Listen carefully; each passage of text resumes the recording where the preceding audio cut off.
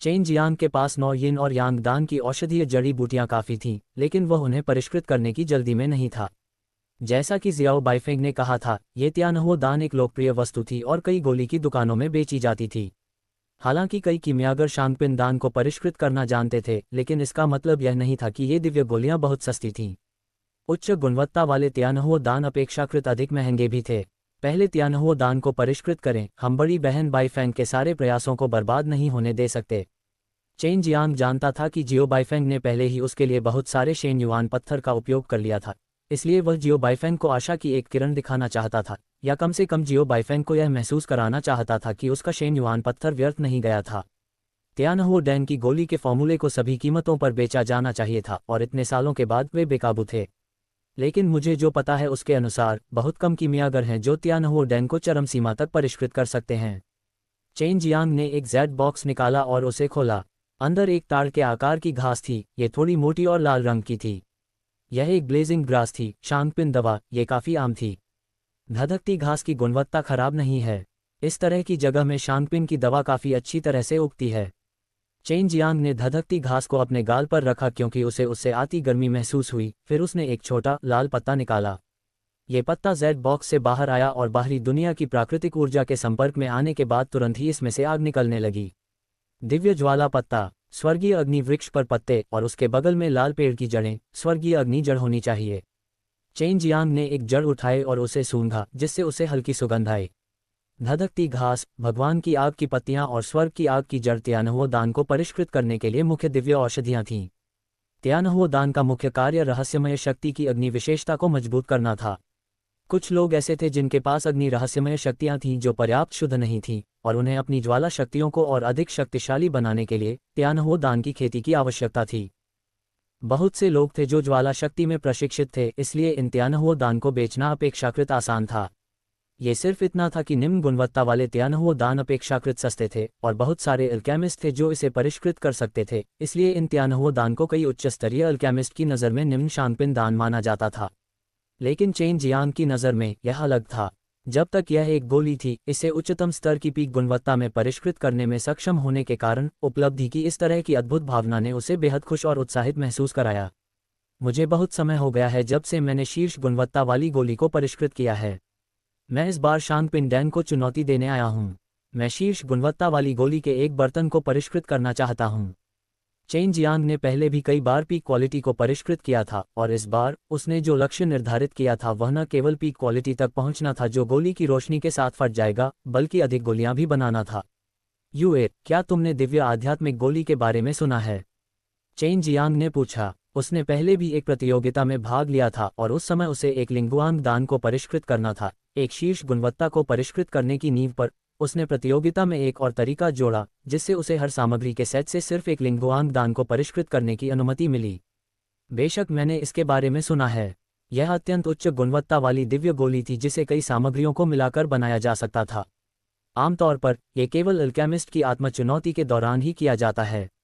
आखिरकार इसके लिए बहुत सारी औषधीय सामग्रियों की आवश्यकता होती है और इसके लिए केवल एक दिव्य गोली की आवश्यकता होती है, फिर भी इसकी कीमत बहुत अधिक है। इसे उच्च कीमत पर बेचना मुश्किल है और यहाँ तक कि कम कीमतें भी कीमत वापस करने के लिए पर्याप्त नहीं है, इसलिए इसे बाजार में देखना बहुत दुर्लभ है। यूए जियाओ बाइफेंग के साथ बाहर नहीं गई। पहले वह केवल जियाओ बाइफेंग का अनुसरण करती थी क्योंकि वह देखना चाहती थी कि जियाओ युलान किस तरह की महिला है। चेन जियांग ने अपना सिर हिलाया। यह अन्य कीमियागरों की शोधन विधियां हैं और जब तक मैं गंभीर हूं, थोड़े समय के बाद सामग्री का एक हिस्सा आध्यात्मिक ऊर्जा के साथ एक दिव्य गोली बनाने में सक्षम होगा। उसने पहले ही आग जला दी थी और उसे परिष्कृत करने जा रहा था। यह उसका पहला मौका था जब वह शांगपिन दान को परिष्कृत कर रहा था, इसलिए वह बहुत सावधान था। इन दिव्य औषधियों द्वारा जारी प्रतिरोध ऊर्जा बहुत मजबूत थी और उसे धीरे धीरे आत्मा के रक्त को जलाने की भी आवश्यकता थी जो इन दिव्य औषधियों का उत्पादन करता था। चेन जियांग ने भगवान की दवा के इन 3 सेटों को जलाना शुरू कर दिया। शांगपिन दान के लिए सबसे मुश्किल बात यह थी कि शांगपिन दवा के अंदर की आत्मा में एक मजबूत प्रतिकारक शक्ति थी, जिसके कारण इसे फ्यूज करना मुश्किल था। चेन जियांग ने शांगपिन दान को परिष्कृत करने के लिए कभी भी मूल स्रोत शोधन और आत्मा सुदृढ़ीकरण तकनीक का उपयोग नहीं किया था, इसलिए वह नहीं जानता था कि अभी उसे किस तरह की कठिन समस्या का सामना करना पड़ेगा। क्या हो रहा है? अभी तक कोई आत्मा रक्त प्रकट नहीं हुआ। चेन जियांग थोड़ा चिंतित था क्योंकि तीनों दिव्य औषधियों को पहले ही काफी समय से परिष्कृत किया जा चुका था और कोई आत्मा रक्त उत्पन्न नहीं हुआ था। यदि वे अब प्रकट नहीं होते तो इस भट्टी को अपंग माना जाता। मैं लगभग अपनी सीमा पर पहुंच गया हूं। चेन जियांग ने देखा कि तीनों औषधीय तत्व पूरी तरह से औषधि आभा में बदलने वाले थे और वह और भी अधिक चिंतित हो गया। उसने शुरू से ही शोधन की गति को बहुत धीमा रखा था और आत्मा के रक्त के प्रकट होने के अवसर को चूकना असंभव था। लेकिन अब जब तीनों दिव्य औषधियां ऐसी थीं तो उसे चिंता होने लगी। अगर वह शांगपिन दान पर मूल स्रोत शोधन का उपयोग नहीं कर सकता तो उसे अन्य शोधन विधियों को समझने के लिए और अधिक समय की आवश्यकता होगी। जैसे ही वह चुपके से चिंता कर रहा था उसने अचानक 3 आत्मा रक्त देखे। ये सिर्फ इतना था कि आत्मा रक्त उसकी कल्पना से अलग था, ये सब बैंगनी था। धधकती घास, भगवान की अग्निपत्ति और स्वर्ग की अग्नि जड़ सभी का रंग उग्र लाल था और आत्मा के रक्त का भी उग्र लाल अग्नि आकार होना चाहिए था। लेकिन अब उसने देखा कि तीनों दिव्य औषधियों का आत्मा रक्त सभी बैंगनी लपटें थीं। कुछ अजीब हुआ है। चेन जियांग बहुत खुश था। जब वह पहले झेन्यांग गोल्ड जिनसेंग को परिष्कृत कर रहा था तब भी कुछ हुआ था। फैंग यूजी ने उसे पहले ही बता दिया था कि असामान्य स्थितियां अत्यंत दुर्लभ हैं और आमतौर पर उच्च श्रेणी की दिव्य दवाओं में दिखाई देती हैं। उत्परिवर्तन ने न केवल दवा की गुणवत्ता को कई गुना बढ़ा दिया बल्कि इसने अन्य उपयोगों को भी जन्म दिया। तीनों स्पिरिट ब्लड संतुलित भी नहीं हैं। मुझे सम्मेलन शुरू करने से पहले उन्हें संतुलित करने के लिए एक मजबूत स्पिरिट तकनीक का उपयोग करने की आवश्यकता है। ये पहली बार था जब उसने ऐसी स्थिति का सामना किया था। अतीत में जब वह शोधन कर रहा था तो वह परिवर्तन लाने के लिए अधिकतम औषधीय सामग्री का एक हिस्सा इस्तेमाल करता था। पहले तो उसके पास शांगपिन दान को परिष्कृत करने का अनुभव नहीं था, इसलिए इस तरह की स्थिति का सामना करते समय उसे बेहद सावधान रहना पड़ता था, अन्यथा वह असफल हो जाता। आपको कुछ समय के लिए मजबूत होने की आवश्यकता है। इन 3 दिव्य औषधियों में आत्मा के रक्त के बीच का अंतर बहुत बड़ा है और जड़ में आत्मा का रक्त सबसे मजबूत है। आपको धधकती घास और भगवान की अग्निपत्ति को स्वर्गीय अग्नि जड़ के समान शक्ति के स्तर तक मजबूत करने की आवश्यकता है। चेन जियांग की प्रगति अब तक बेहद सहज थी, लेकिन उसने काफी समय लगाया था। अंधेरा हो चुका था और जब जियो बाइफेंग वापस लौटा तो उसने सोचा कि चेन जियांग बाहर उसका इंतजार कर रहा होगा। उसे उम्मीद नहीं थी कि वह अभी भी गुप्त कमरे के अंदर बंद होगा।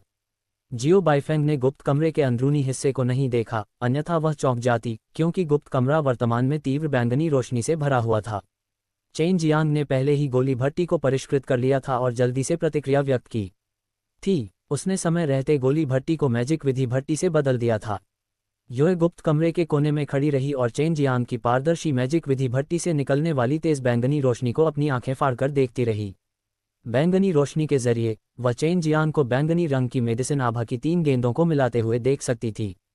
चेन जियांग ने पहले ही अपनी आत्मा को मजबूत करने की प्रक्रिया पूरी कर ली थी और वह विलय के चरण में प्रवेश कर रहा था। इस बिंदु पर उसे और भी अधिक सावधान रहना था क्योंकि जिस क्षण वह विलय करना शुरू करता, दबाव की बेकाबू बौछार पूरी गोली भट्टी को तोड़ देती। ये बदमाश, वह क्या कर रहा है? यह समझ नहीं पा रही थी कि चेन जियांग क्या कर रहा था। पहले उसने देखा कि वे तीनों दिव्य औषधियां सभी उग्रलाल थीं, लेकिन अब वे सभी बैंगनी हो गई थीं।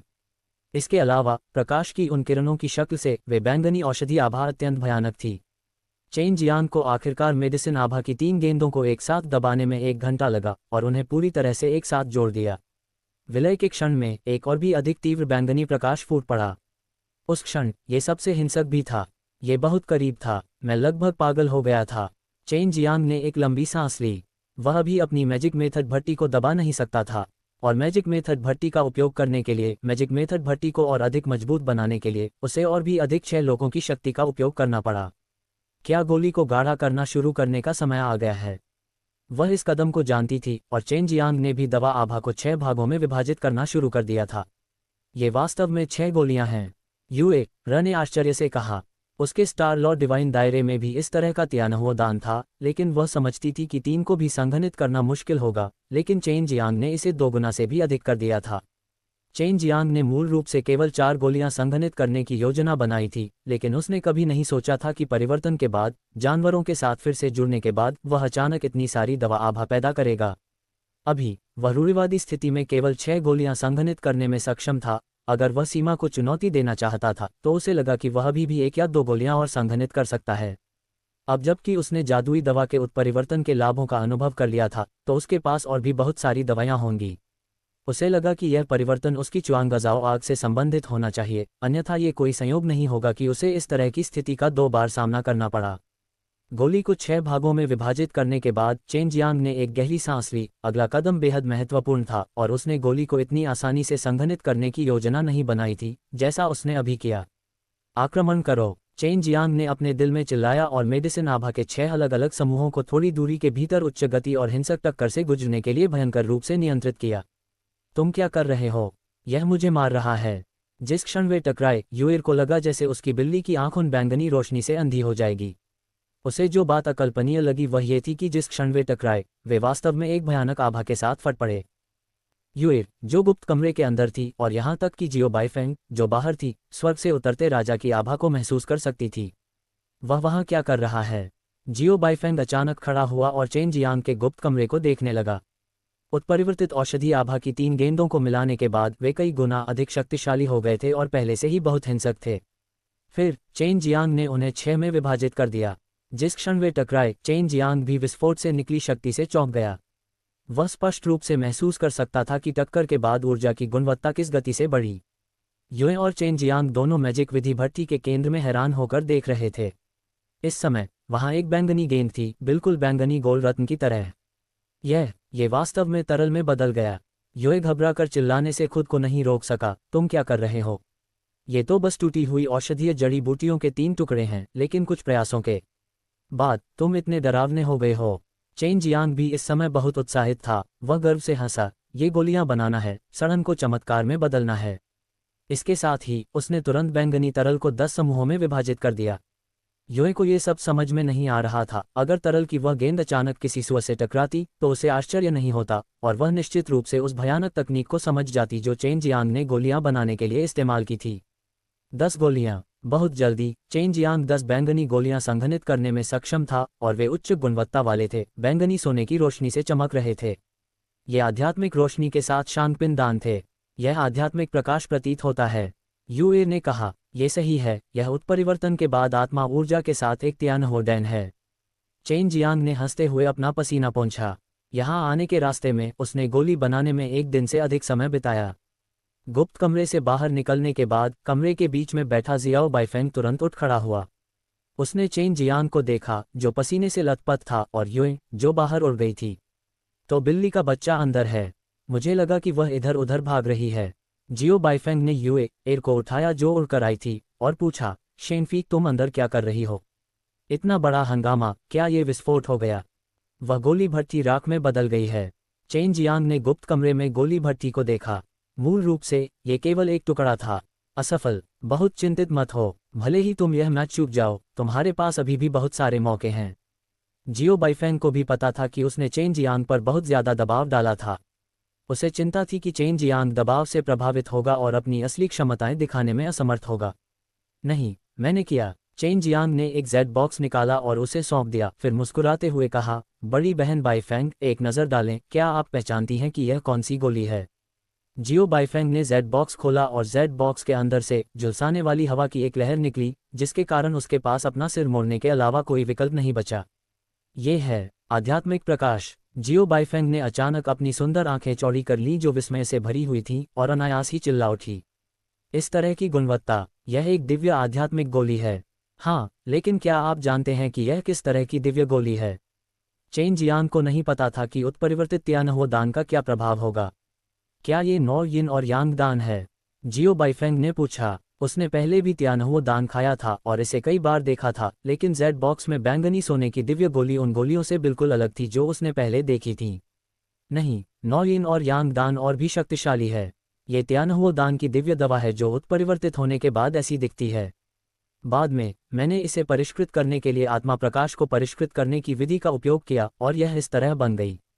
एक खाओ और देखो कि यह कितना प्रभावी है, चेन जियांग ने कहा। जियो बाइफेंग ने एक गोली खाई और फिर पूछा, तुमने अपनी सभी दिव्य गोलियां इस्तेमाल कर लीं?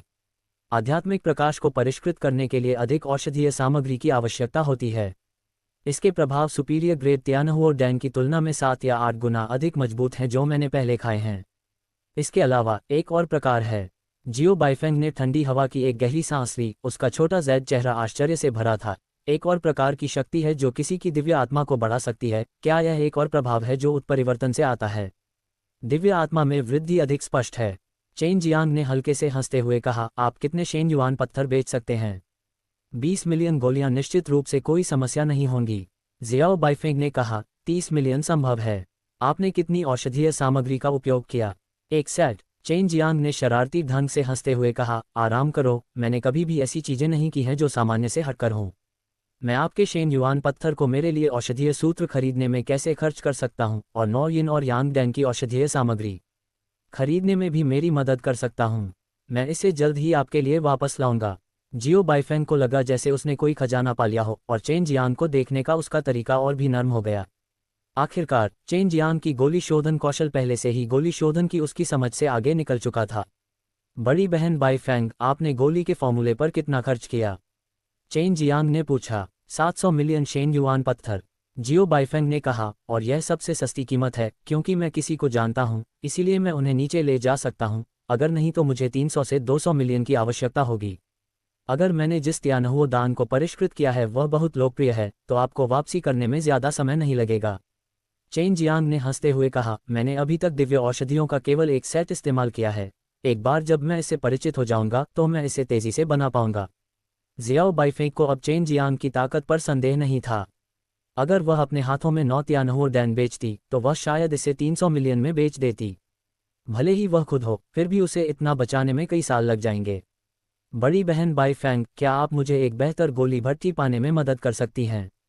चेन जियांग थोड़ा शर्मिंदा था, क्योंकि जियो बाइफेंग ने पहले कहा था कि उसने अपने शेन युआन पत्थर का अधिकांश हिस्सा इस्तेमाल कर लिया था। कोई बात नहीं। जियो बाइफेंग ने अपना सिर हिलाया, प्रतियोगिता शुरू होने वाली है। उस समय आपको केवल जोंगपिन डैन को परिष्कृत करने की आवश्यकता है और आप पास हो पाएंगे।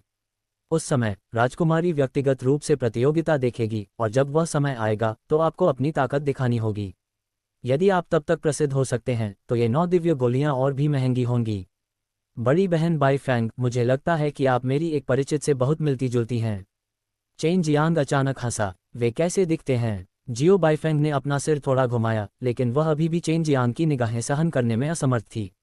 उसे छोटी लिज़ी कहा जाता है, और वह तुम्हारी तरह ही दुबली पतली है। वह भी एक सुंदर लड़की है जो देखने में ठंडी लगती है लेकिन अंदर से गर्म दिखती है। इसके अलावा वह बचपन से ही एक बहुत शक्तिशाली महिला के साथ रही है, और वह भी बहुत शक्तिशाली है। चेन जियांग ने हंसते हुए कहा, मैं उसे चिढ़ाता था और उसे अपनी पत्नी बना लेता था। तुम। जियो बाइफेंग ने उसे हल्के से घूरते हुए कहा, तुम एक नज़र में बता सकते हो कि यह अच्छी बात नहीं है। अगर मैं उसकी जगह होती तो मैं निश्चित रूप से तुम्हारा पीछा नहीं करती। चेन जियांग ने हंसते हुए कहा, जरूरी नहीं, जरूरी नहीं। छोटा बदमाश, छोटा बदमाश।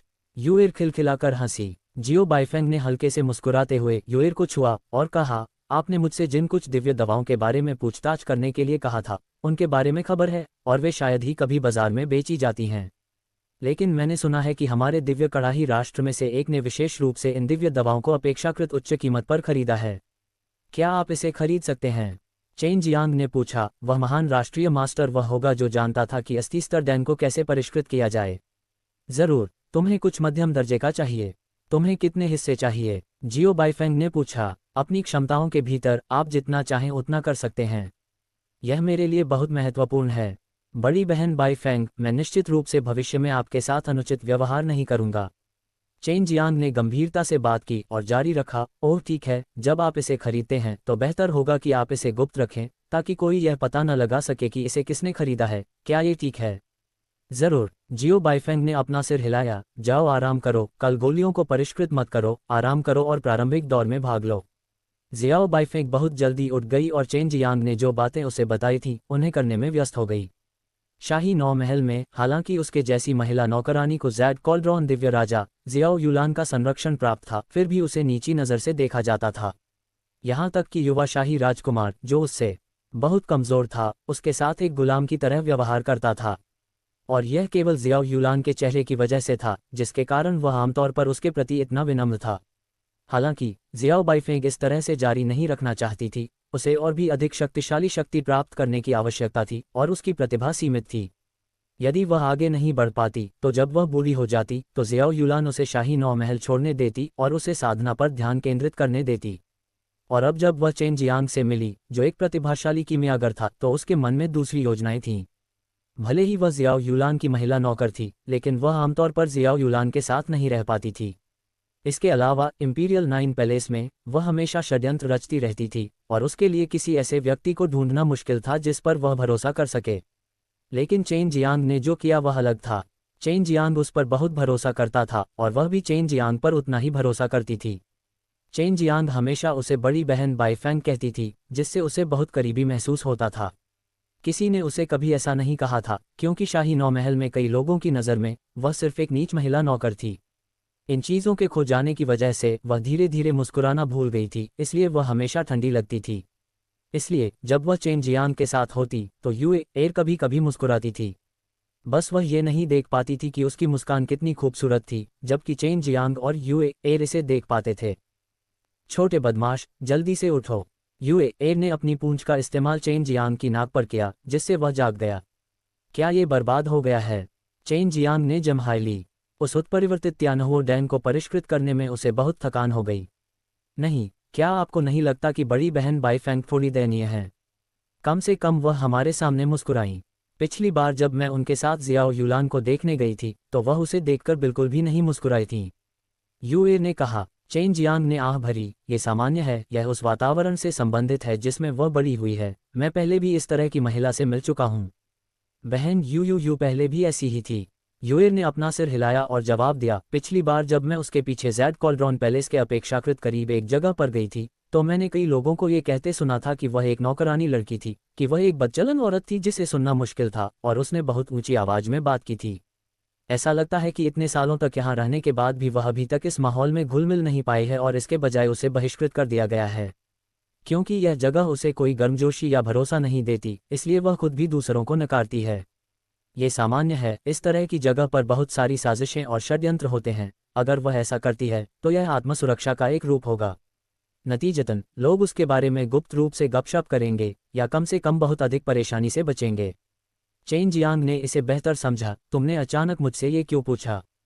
कल रात उसने मुझसे जो कुछ कहा वह सब शिकायतें थीं, इसलिए मुझे उम्मीद है कि तुम उसकी मदद कर सकोगी। यूए ने अपनी जीभ बाहर निकाली। भले ही उसके पास 30 दिव्य देवता हों, लेकिन वह बहुत दयनीय है। कोई समस्या नहीं है, लेकिन मुझे कोई अवसर ढूंढना होगा। संक्षेप में, मैं इसे दिल से लूंगा। आखिरकार वह मेरे साथ बहुत अच्छा व्यवहार करती है। चेन जियांग ने सिर हिलाया और सहमति जताई। चेन जियांग ने आज गोलियों को परिष्कृत नहीं किया था, लेकिन सावधानीपूर्वक खुद को समायोजित किया था और शाम को ही वापस लौटा था। मैंने अभी तक कोई भी जादुई दवा नहीं खरीदी है। मुझे उन्हें पाने में थोड़ा समय लगेगा। जियाओ बाईफेंग ने एक बहुत ही साधारण हल्के बैंगनी रंग की पोशाक पहन रखी थी। जैसे ही वह वापस आए, वह बैठ गई और बहुत थकी हुई लग रही थी। चेन जियांग जल्दी से उसके लिए पीने के लिए चाय ले आया। बड़ी बहन बाईफेंग, आपने पूरे दिन कड़ी मेहनत की होगी। क्या वह ज़ेड कॉल्ड्रॉन दिव्य राजा की किसी चीज़ में मदद कर रहा है? हाँ, उसने मुझे कुछ चीज़ें खरीदने के लिए कहा था। जियाओ बाईफेंग ने सिर हिलाया। ये देखकर कि चेन जियांग उसकी सेवा करने में कितना विचारशील था, वह उस पर मुस्कुराए। शेनफेई, प्रारंभिक कार्य कल से शुरू होने जा रहे हैं। मुझे अभी खबर मिली है कि महान राष्ट्रीय गुरु के शिष्य भी कीमिया प्रतियोगिता में भाग लेने जा रहे हैं। चेन जियांग ने पहले भी जियाओ बाईफेंग को महान राष्ट्रीय गुरु के शिष्य के बारे में बात करते सुना था। वह तीसरे दर्जे का दिव्य राजा था, लेकिन उसके पास सिंहासन के लिए लड़ने की शक्ति थी। वह किस पक्ष का प्रतिनिधित्व करता है? चेन जियांग ने पूछा। क्या आपने नहीं कहा था कि 7 प्रथम श्रेणी के दिव्य राजा प्रतिस्पर्धा कर रहे हैं? उसका प्रकट होना दिव्य राजाओं में से किसी एक की ओर से होना चाहिए, है न? जियो बाईफेंग ने कहा। मैंने शुरू में सोचा था कि यह ऐसा ही होगा, लेकिन वास्तव में ऐसा नहीं है। ये सिर्फ इतना है कि राजकुमार को लगा कि यह मज़ेदार है, और वह स्वयं असाधारण शक्ति वाला एक कीमियागर है, इसलिए वह भी इस मज़े में शामिल होना चाहता है। यह आदमी यहाँ परेशानी पैदा करने के लिए ही आया होगा। चेन जियांग ने कभी नहीं सोचा था कि यह इस तरह होगा। वह बेहद उत्सुक भी था कि यह राजकुमार कितना शक्तिशाली था। अगर उसका प्रदर्शन वाकई शानदार रहा तो वह भविष्य में एक महान राष्ट्रीय गुरु बन सकता है और उसके पास शाही वंश भी हो सकता है। जियो बाईफेंग ने शरारती हो रही यूएर को दुलारा और धीरे से हंसा। लेकिन आपको चिंता करने की ज़रूरत नहीं है। आपके प्रतिद्वंद्वी को पहले स्थान के लिए प्रतिस्पर्धा करने की ज़रूरत नहीं है। यह ऐसी चीज़ भी नहीं है जिसके लिए आप अपनी मौजूदा ताकत के साथ प्रतिस्पर्धा कर सकें। आपको बस अपनी ताकत का प्रदर्शन करने की ज़रूरत है। मुझे विश्वास है कि जब समय आएगा तो राजकुमारी निश्चित रूप से आपकी क्षमता को पहचान लेगी। चेन जियांग ने अपना सिर हिलाया, लेकिन वह अभी भी इसके लिए लड़ना चाहता था। अभी यह एक दिव्य राष्ट्र के भीतर कई उत्कृष्ट कीमियागरों के साथ प्रतिस्पर्धा करने का एक अच्छा अवसर था। युवा ने अचानक म्याऊं किया। कोई आ रहा है। यह आदमी अभी अभी दरवाजा खोलकर अंदर आया है। जियो बाइफेंग को परिचित आभा का एहसास होने के बाद वह अचानक चौंक गया और धीमी आवाज में कहा, यह एक राजकुमार है। शुरू में वह चेन जियांग को कुछ समय के लिए छिपने देना चाहती थी। वह नहीं चाहती थी कि वह पकड़ा जाए, लेकिन राजकुमार पहले ही अंदर आ चुका था। ये पहली बार था जब चेन जियांग ने दिव्य राष्ट्रों के राजकुमार को देखा था। ये राजकुमार बहुत छोटा था, लगभग 18 वर्ष की आयु का। हालांकि उसका चेहरा बुरा नहीं था, लेकिन वह लंबा और पतला था, एक बांस की छड़ की तरह जो अगर वह उड़ा तो गिर जाएगी। ये बहुत पतला लग रहा था, लेकिन उसने एक शानदार सुनहरा लबादा पहना हुआ था। कपड़ों के इस सेट ने उसे एक महान आभा दी और वह शाही परिवार के एक कुलीन व्यक्ति की तरह लग रहा था। मिंग प्रिंस, बहुत देर हो चुकी है। अगर तुम्हें कुछ कहना है तो कल कहना। जब जियाओ बाइफेंग अभी चेन जियांग से बात कर रही थी तो उसके चेहरे पर बहुत ही कोमल भाव थे और उसके चेहरे पर हल्की सी मुस्कान भी थी। हालांकि जैसे ही मिंग प्रिंस आया उसने तुरंत अपने बर्फीले भाव को वापस पा लिया। मिंग प्रिंस ने यहाँ एक आदमी को देखा और वह लंबा और सुंदर था।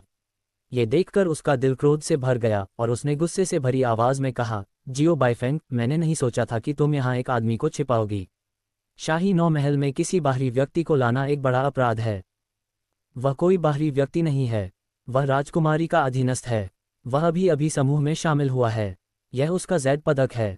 जियो बाइफेंग ने तुरंत एक जेड टैबलेट निकाला, उस पर चेन जियांग का नाम था और जेड टैबलेट के चमकीले हिस्से पर भी उसकी छवि थी। इसके अलावा जेड टैबलेट के निचले दाहिने कोने में एक छोटी सी कड़ाही बनी हुई थी और कड़ाही के ऊपर जियो यूलान शब्द लिखे हुए थे। चेन जियांग को तुरंत समझ में आ गया कि यह जेड टैबलेट कुछ ऐसा था जिसे जियो बाइफेंग ने अभी अभी प्राप्त किया था। जियो यूलान का प्रमाण पत्र प्राप्त करने के बाद ही उसकी पहचान पहचानी जा सकेगी। अब वह मेरा है तो वह मेरे साथ अस्थायी रूप से क्यों रह रहा है? क्या इसमें कुछ गड़बड़ है? हालांकि उसका चेहरा बर्फ की तरह ठंडा था, फिर भी वह जिस तरह से बोल रही थी वह बहुत ही सौम्य था। आखिरकार वह हमेशा से ऐसी ही थी। जियो बाइफेंग, अब तुम्हारे पास महानता की उड़ान भरने का मौका है। जब तक तुम इसके लिए सहमत होगे, तुम्हारी पहचान में जबरदस्त बदलाव आएगा। जब मिंग प्रिंस को पता चला कि चेन जियांग जियो बाइफेंग का आदमी नहीं था तो उसे बहुत सहज महसूस हुआ और उसका लहजा बेहतर हो गया। क्या मौका है? जियो बाइफेंग ने पूछा। मेरी रखेल बन जाओ, राजकुमार ने हल्के से मुस्कुराते हुए कहा। तुम्हें मेरी उस राजकुमार पत्नी के बारे में चिंता करने की जरूरत नहीं है। वह तुम्हें खोजने सिर्फ इसलिए आया था क्योंकि उसने उसे मना लिया था। जब तक तुम सहमत हो, शाही बहन भी उसका विरोध नहीं कर सकती। जियो बाइफेंग ने उसे तुरंत अस्वीकार कर दिया। नहीं, मैं इतनी बदकिस्मत नहीं हूं कि इसे सहन कर सकूं। मुझे पहले से ही एक नौकरानी बनने की आदत हो गई है। मिंग प्रिंस, कृपया वापस जाओ। मिंग राजकुमार तुरंत क्रोधित हो गया। उसने अपना हाथ हिलाया और दैवीय शक्ति का एक विस्फोट इकट्ठा किया और हमला करने की तैयारी की। मिंग प्रिंस, कृपया अपना व्यवहार ठीक रखें। जियो बाइफेंग की आवाज अचानक बर्फ की तरह ठंडी हो गई और उसके शरीर में दिव्य शक्ति संघनित हो गई। मैं समझता हूं, तुम्हारा इस आदमी के साथ कोई चक्कर चल रहा होगा। मैं अभी जाकर अपनी शाही बहन को बता दूंगा। तुम्हें पता होना चाहिए कि मेरी शाही बहन अपनी नौकरानी से सबसे ज्यादा नफरत करती है क्योंकि वह ऐसी घिनौनी हरकतें करती है। मिंग प्रिंस ने चेन जियांग को देखा और नाक भान सिकुड़ी। फिर वह जल्दी से चला गया। ये देखकर कि वह चला गया है, चेन जियांग हंसा। बड़ी बहन बाइफेंग, आप काफी शक्तिशाली हैं। क्या आपने मुझे इन राजकुमारों से सावधान रहने और उन्हें उकसाने से मना नहीं किया था? ऐसा लगता है कि आपने उन्हें पहले ही नाराज कर दिया है। जियो बाइफेंग ने ठंडे स्वर में कहा, बस इतना ही है कि यह आदमी बहुत बेकार है। इन सभी वर्षों में उसके पास केवल 15 साल का दिव्य देवता है और यह बहुत अत्याचारी है। क्या ये सिर्फ इसलिए नहीं है क्योंकि उसकी एक बहुत शक्तिशाली माँ है? वह और उसकी माँ दोनों राजकुमारी गुट का हिस्सा हैं, इसलिए मैं इसे थोड़ा ही सहन कर सकता हूँ। ये तो बताने की ज़रूरत ही नहीं कि इस आदमी के पास एक अच्छे राजकुमार की रखेल है, उसके 700 से ज़्यादा औरतें हैं और फिर भी वे संतुष्ट नहीं हैं। वे हर जगह जाकर फूल तोड़ती हैं और उसके लिए मुसीबत खड़ी करती हैं। चेन जियांग ने हंसते हुए कहा, उसके बगल में खड़ी महिलाएं भी शायद उतनी शक्तिशाली नहीं हैं। इसलिए मैं आप जैसे स्वर्गीय देवता को वश में करना चाहता था जिसके पास 30 दिव्य देवता हैं। जियो बाइफेंग ने चेन जियांग को गुस्से से घूरते हुए कहा, वापस जाओ और सो जाओ। कल मैं तुम्हें प्रारंभिक भाग में भाग लेने के लिए ले जाऊंगा। उसके पास 30 दिव्य देवता थे, इसलिए अगर वह किसी लड़के को ढूंढना भी चाहती थी तो वह उससे बहुत अलग नहीं हो सकती थी। भले ही वह उसे अस्वीकार कर दे, लेकिन कम से कम उसमें क्षमता तो होनी ही चाहिए, और उस मिंग राजकुमार में कोई क्षमता नहीं थी। वह केवल 15 साल का था और जियाओ बाइफेंग ने उसे एक ही थप्पड़ से हरा दिया था। भले ही वह राजकुमार था, जियाओ बाइफेंग को उसमें कोई दिलचस्पी नहीं थी। ... सुबह चेन जियांग को यूए एर की छोटी पूंछ ने जगाया। रात में यूए एर सिर्फ एक बिल्ली थी। छोटे बदमाश, मेरे पास जियानिक्सियन और अन्य लोगों के बारे में कुछ जानकारी है। कुछ दिनों तक जिंग्यू के साथ संवाद करने के बाद मुझे आखिरकार कुछ पुरस्कार मिले, यूए ने कहा। क्या ये सच है? चेन जियांग ने उसकी छोटी पूंछ को चुटकी से दबाया, जिससे वह जोर से म्याऊं करने लगी। उन्हें ज़ेड कॉल्ड्रॉन पैलेस के अंदर एक पहाड़ पर लाया गया था। मैं कुछ दिनों में सितारों और चांद से उनके लिए एक विस्तृत नक्शा बनवाऊंगी और फिर उसे तुम्हें सौंप दूंगी। यूए ने जवाब दिया, बड़ी बहन बाईफेंग पहले ही जाग चुकी हैं और तुम्हारा इंतजार कर रही हैं। चेन जियांग ने खिड़की से बाहर देखा। आसमान अभी अभी चमका था। नहा धोकर वह हॉल में गया और देखा कि सफ़ेद पोशाक में जियाओ बाईफेंग बैठी हुई थी। उसके बगल में कुछ खाना भी रखा हुआ था। बड़ी बहन बाईफेंग, आप सफ़ेद पोशाक में बहुत सुंदर लग रही हैं। हालांकि यह पोशाक थोड़ी पुरानी है, लेकिन जब आप इसे पहनती हैं तो यह आपको एक तरह की सरल सुंदरता प्रदान करती है। चेन जियांग ने खुलकर उसकी प्रशंसा की, लेकिन जियो बाईफेंग ने सोचा कि वह सिर्फ उन फूलों वाले शब्दों को कह रहा था। क्या तुम चाहती हो कि मैं तुम्हें कुछ सुंदर कपड़े दूं? मैं किसी और दिन जाकर कुछ अच्छे कपड़े चुन लूंगा। चेन जियांग का स्वाद अच्छा था। आखिरकार उसके पास कई बेहतरीन सुंदरियां थीं। कोई ज़रूरत नहीं, मैं इंपीरियल 9 पैलेस में इतना आकर्षक नहीं हो सकता। जियो बाईफेंग ने अपना सिर हिलाया, मेज पर पेस्ट्री को देखते हुए। जल्दी करो और इसे खाओ, ये तुम्हारे लिए उपयोगी है, ये तुम्हें आराम दे सकता है। चेन जियांग हंसते हुए आगे बढ़ा। उसने केक का एक टुकड़ा उठाया और उसे अपने मुंह में डाल लिया। उसे चबाते हुए उसने कहा, क्या मजाक है? क्या आपको लगता है कि मैं घबरा जाऊंगा? का अनुभव जियो बाईफेंग की तुलना में बहुत समृद्ध था, जिसके पास 30 दिव्य देवता थे और उसने कई महान तरंगों का अनुभव किया था। ओह ठीक है, मिंग राजकुमार ज़ेड कॉल्ड्रॉन दिव्य राजा से शिकायत करने गया था, क्या इससे आप प्रभावित होंगे? चेन जियांग ने पूछा। राजकुमारी निश्चित रूप से मुझ पर विश्वास करेगी। ऐसा नहीं है कि वह मिंग राजकुमार की कुख्याति को नहीं जानती है। ये केवल इसलिए है क्योंकि मिंग राजकुमार की मां के पास अच्छी ताकत थी, इसीलिए उसने अपनी मां को ज़ेड कॉल्ड्रॉन पैलेस में रहने की अनुमति दी। जियो बाईफेंग ने इस मामले को बिल्कुल भी दिल पर नहीं लिया। चेन जियांग के खाने के बाद वह तुरंत उठ खड़ा हुआ और चेन जियांग के साथ आंगन से बाहर चला गया। अंदर आ जाओ, हम जिस जगह जा रहे हैं वह थोड़ी दूर है, इंपीरियल 9 पैलेस का केंद्र। आज के प्रारंभिक दौर में कई लोग भाग लेंगे और कम से कम 3000 लोग गोलियों को परिष्कृत करने में सक्षम होंगे। जियो बाईफेंग ने कहा, ये 3000 कीमियागर सभी शक्तिशाली ताकतें हैं और हमारे ज़ेड कॉल्ड्रॉन पैलेस में उनमें से 300 हैं। क्या ज़ेड कॉल्ड्रॉन पैलेस के कीमियागर की कोई बैठक है जिसमें संकेतों का आदान प्रदान किया जाएगा?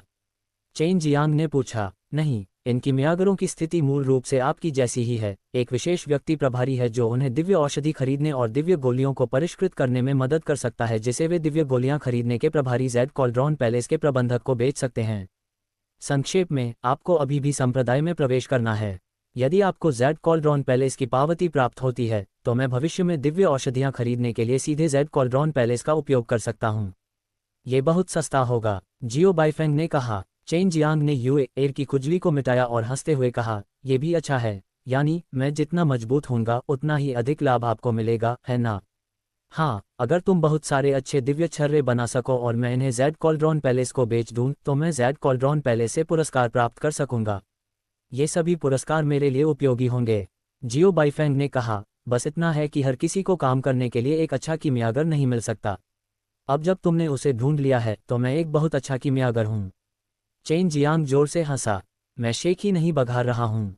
जियो बाईफेंग ने केवल हल्की सी नाक भान से कुड़ी। वह इस बात से इनकार नहीं कर सकती थी कि चेन जियांग की गोली शोधन वास्तव में स्वर्ग विरोधी थी। बहुत जल्दी जियाओ बाईफेंग की कार रुक गई। चेन जियांग ने कार से बाहर निकलकर उसका पीछा किया। उन्होंने अपने आगे चौक में एक विशाल अष्टकोणीय आकार की इमारत देखी जो पूरी तरह से विशाल सुनहरे पत्थरों से बनी थी। ये कम से कम 300 मीटर ऊंची थी और बेहद भव्य थी। जियो बाईफेंग ने चेन जियांग को एक ज़ेड टोकन सौंप दिया और कहा, यह आपकी पहचान प्लेट है, मैंने पहले ही आपको गोली के लिए पंजीकरण करने में मदद की है। बस एक पल रुको, जाओ और नियमों के अनुसार गोली को परिष्कृत करो। जियो बाईफेंग ने चेन जियांग को खींचते हुए कहा, देखना बंद करो, जल्दी से अंदर जाओ। इस समय 8वें कोने वाले हॉल में प्रवेश करने वाले लोगों में से कुछ लोग बहुत ही शानदार कपड़े पहने हुए थे। चेन जियांग को लगा कि वे सभी लोग शाही परिवार के कुलीन लोग हैं और प्रतियोगिता में भाग लेने वाले लोगों में से कई लोग ऐसे प्रतिष्ठित लोगों के राजकुमार और पोते होंगे। जियो बाईफेंग, क्या ये तुम्हारा छोटा आदमी है? बुरा नहीं है, तुम्हारा चेहरा और फिगर बहुत अच्छा है। दूर से एक उपहासपूर्ण आवाज आई। चेन जियांग ने तुरंत देखा, वहां एक खूबसूरत महिला शानदार लाल पोशाक पहने हुए थी। जियो बाइफेंग ने महिला की ओर केवल एक बार देखा और फिर उसके चारों ओर चक्कर लगाकर आगे बढ़ गया, जैसे कि उसने उसे देखा ही न हो। जियो बाइफेंग, पूरा जैड कॉल्ड्रॉन पैलेस अब तुम्हारे बारे में जानता है कि तुम एक युवक को पाल रही हो। हे, देखते हैं कि राजकुमारी तुम्हारी हरकतों को बर्दाश्त कर पाती है या नहीं। आकर्षक महिला फिर से हंसी। उसकी आवाज़ इतनी तेज थी कि वहां मौजूद हर कोई उसे सुन सकता था, और वे सभी उसकी ओर देखने लगे। वह एक कीमियागर है जो मेरे साथ सहयोग कर रहा है। मैंने राजकुमारी से कहा है कि मुझे उसकी चिंता करने की आवश्यकता नहीं है। यदि आप मेरी प्रतिष्ठा को बर्बाद करने के लिए तथ्यों को गढ़ना जारी रखते हैं तो मुझे असभ्य होने के लिए दोष न दें। मैं, जियो बाइफेंग, एक नर्म खुरमा नहीं हूं। जियो बाइफेंग गुस्से में थी। उसका छोटा शरीर उसके गुस्से को बाहर निकाल रहा था, जिससे मोहक महिला का चेहरा पीला पड़ गया। जैसे ही जियो बाइफेंग क्रोधित हुआ, चेन जियांग अचानक एक तीर की तरह आगे बढ़ा, अपना हाथ उठाया और थप्पड़ मार दिया। आकर्षक महिला ने हमले से बचने के लिए तुरंत अपना सिर दूसरी तरफ घुमा लिया। जाहिर है वह काफी मजबूत भी थी।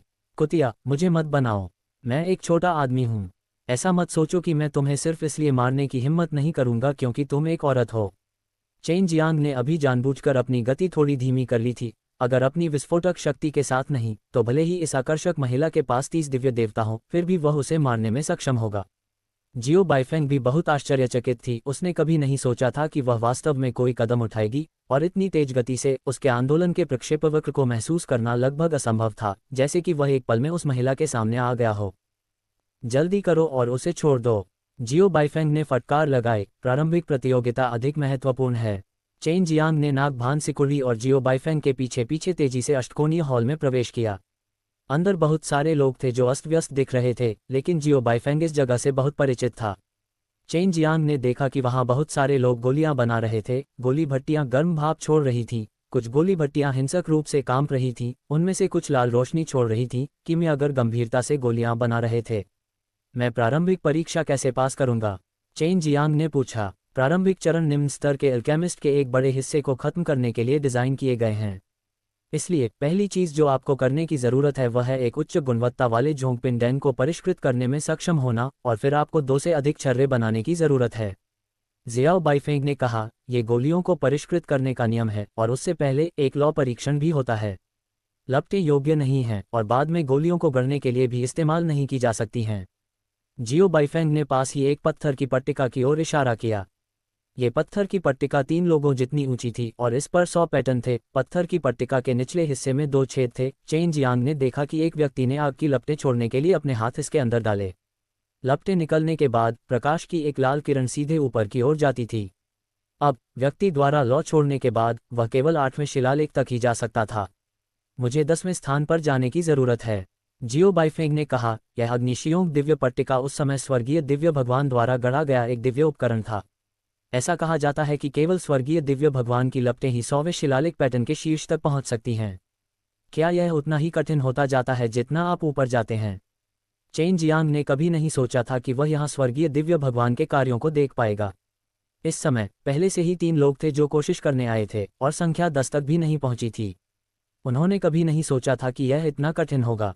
जो लोग प्रारंभिक हीट में भाग लेने में सक्षम थे उनके पास कम से कम कुछ आधार तो था, लेकिन वे वास्तव में यहाँ लुढ़क गए थे। गोलियों को परिष्कृत करने में ऐसी क्या खास बात है? मुझे ऐसा क्यों लगता है कि बहुत सारे लोग हमें देख रहे हैं? चेन जियांग ने चारों ओर देखा। यह क्षेत्र काफी भीड़भाड़ वाला था, लेकिन गोली शोधन परीक्षा में भाग लेने वाले बहुत कम लोग थे। वह राजकुमार पिंग का इंतजार कर रहा है, जियो बाइफेंग ने कहा। राजकुमार पिंग उस महान राष्ट्रीय गुरु के शिष्य हैं, युवा 3रे दर्जे के दिव्य राजा। उसका नाम जियाओ पिंग है।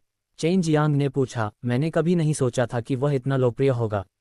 बेशक, क्योंकि वह कभी कभार ही दिखाई देता है, लेकिन उसके बारे में कई तरह की किंवदंतियां हैं। यहाँ तक कि कई राजकुमारों और राजकुमारियों ने भी उसे देखा है, जियो बाइफेंग ने कहा। राजकुमार पिंग यहाँ है, अचानक किसी ने चिल्लाकर कहा। किसी के चिल्लाने की आवाज़ सुनकर चेन जियांग ने भी कई अन्य लोगों की तरह इधर उधर देखा। जल्द ही उसने लाल लबादे में एक आदमी को चलते हुए देखा, और उसके पीछे एक बूढ़ा आदमी था।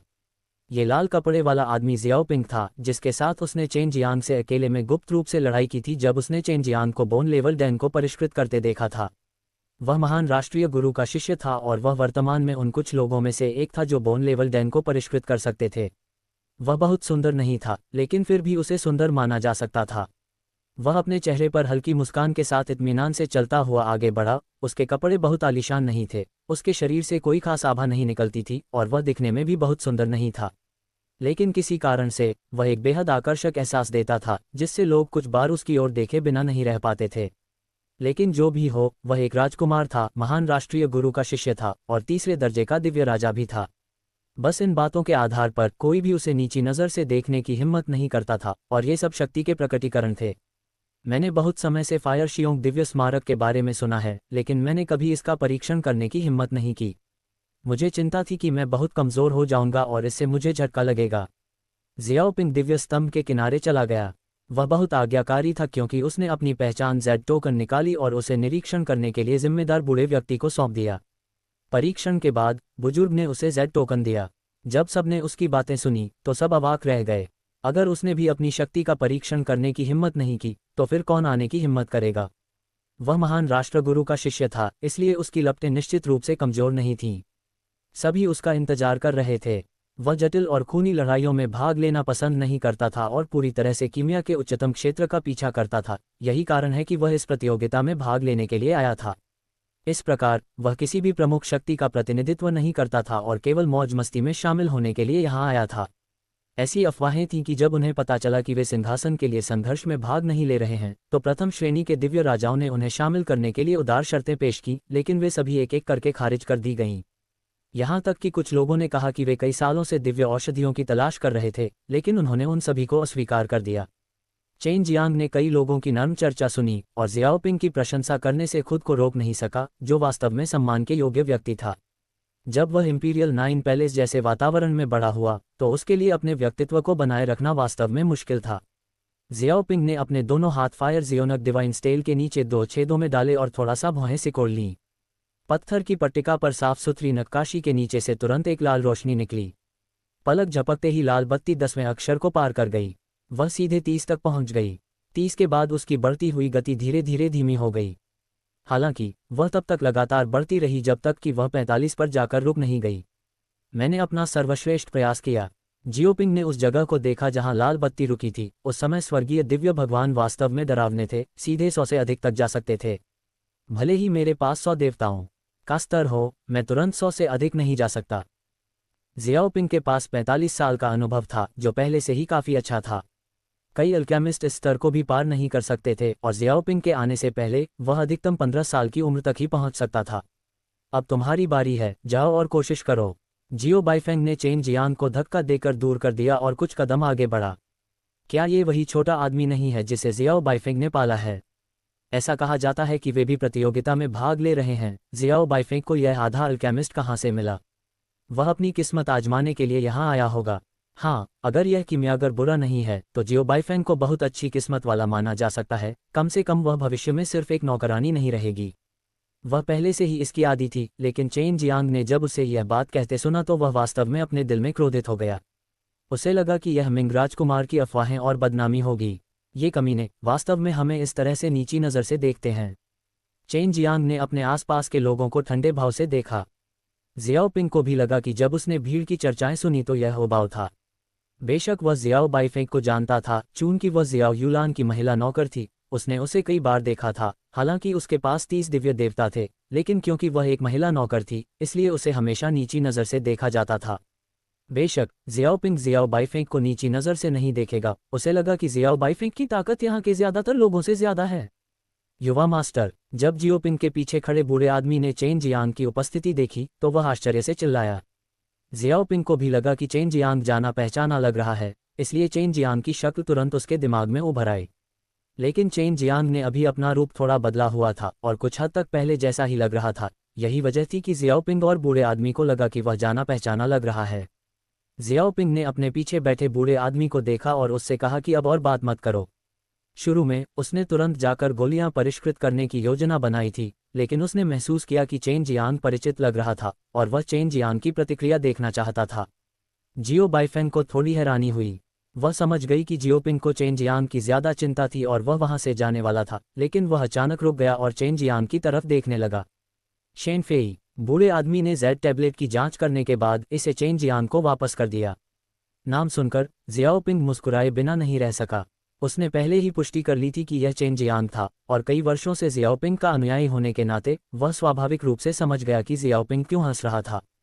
पिछली बार जियाओपिंग केवल चेन जियांग के साथ मुकाबला कर रहा था, लेकिन इस बार वे वास्तव में प्रतिस्पर्धा कर सकते थे।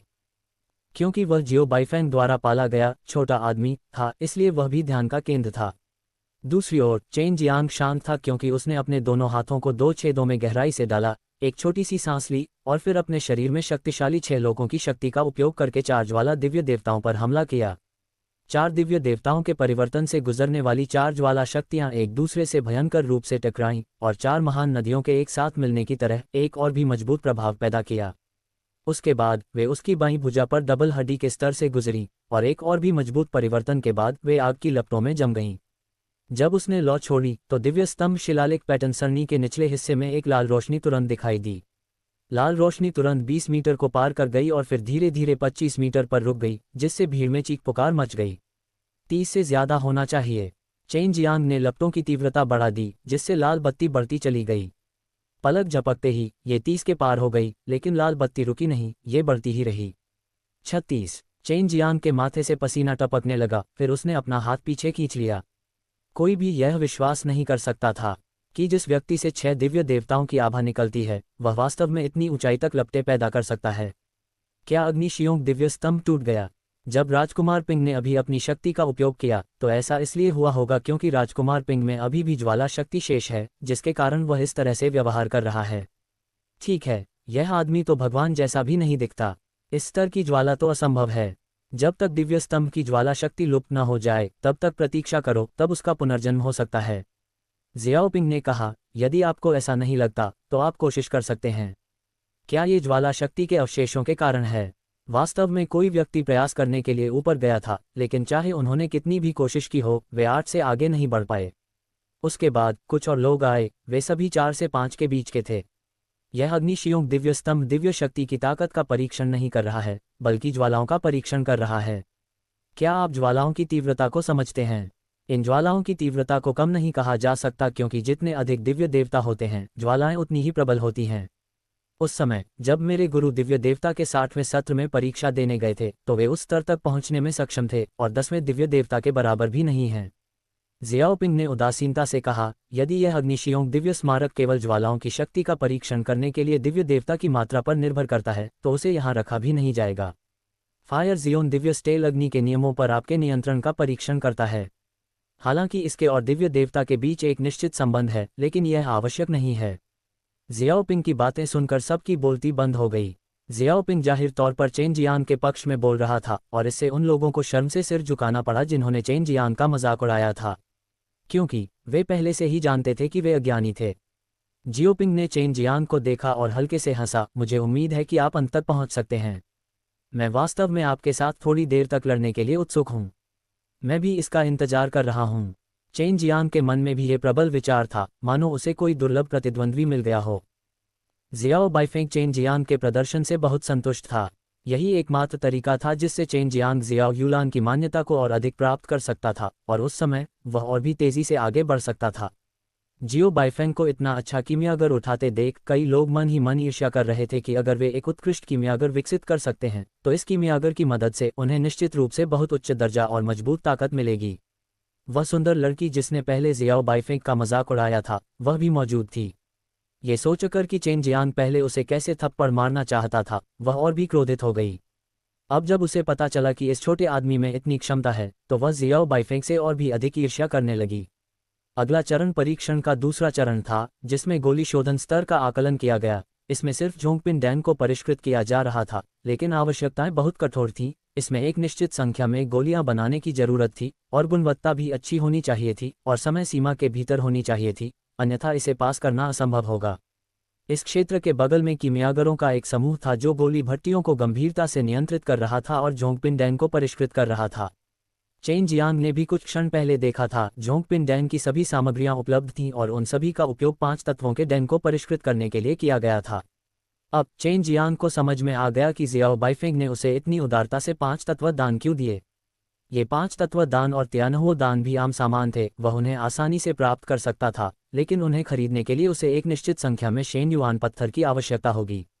जियो बाइफेंग इस चरण में बहुत सहज थी। उसने खुद चेन जियांग को 5 तत्व दान को परिष्कृत करते हुए देखा था। न केवल ये तेज था, बल्कि बाहर आने वाले 5 तत्व दान की मात्रा भी बेहद चौंकाने वाली थी। जियाओपिंग को पहले से ही 5 तत्व दान और एक गोली भट्टी मिल चुकी थी। गोली शोधन में निष्पक्षता सुनिश्चित करने के लिए उसने एक ही गोली भट्टी का इस्तेमाल किया। युवा गुरु, क्या आप अभी भी शुरू नहीं करने वाले हैं? इस समय कई कीमियागरों के मन में यही सवाल था। जियोपिंग द्वारा औषधीय सामग्री और गोली भट्टी को अखाड़े में लाने के बाद वह अपने पैरों को मोड़कर बैठ गया। औषधीय सामग्री और गोली भट्टी उसके बगल में थी, इसलिए उसने उन्हें नहीं छुआ। मैं किसी का इंतजार कर रहा हूँ। जियाओपिंग ने चेन जियांग की तरफ देखा। यहाँ वह चेन जियांग के साथ एक छोटे से मैच के लिए इंतजार नहीं कर सकता था।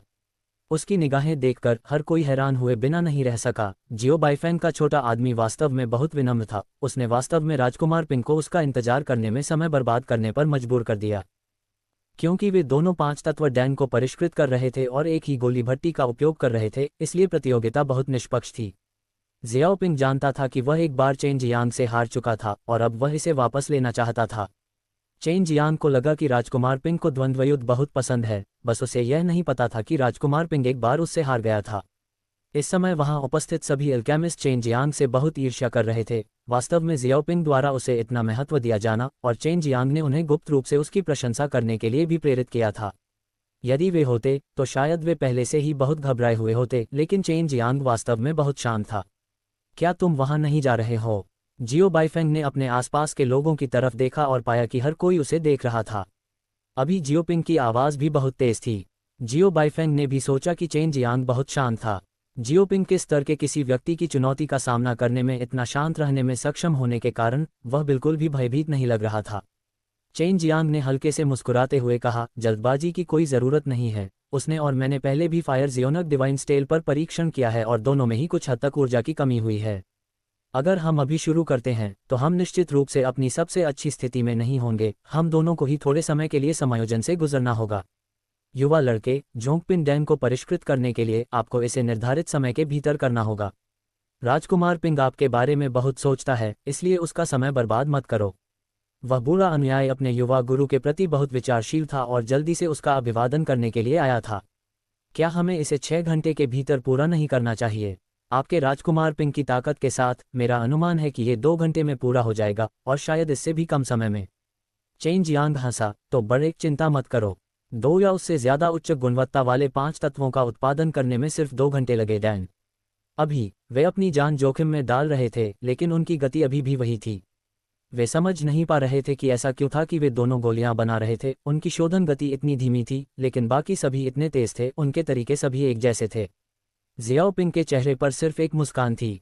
वह चेन जियांग की बातों से पूरी तरह सहमत था और वह ये भी बता सकता था कि चेन जियांग उसके साथ होने वाले अगले मैच को बहुत महत्व देता है। यही वजह है कि उसे सबसे अच्छा समायोजन करना पड़ा। और इस बार जियाओपिंग ने भी अपनी पूरी ताकत दिखाने का फैसला किया। उसे चेन जियांग को हराना था, इसलिए उसे खुद को भी समायोजित करने की ज़रूरत थी। उसने अभी अभी फायर जियाओंग डिवाइन स्टेल पर काफ़ी ऊर्जा खर्च की थी।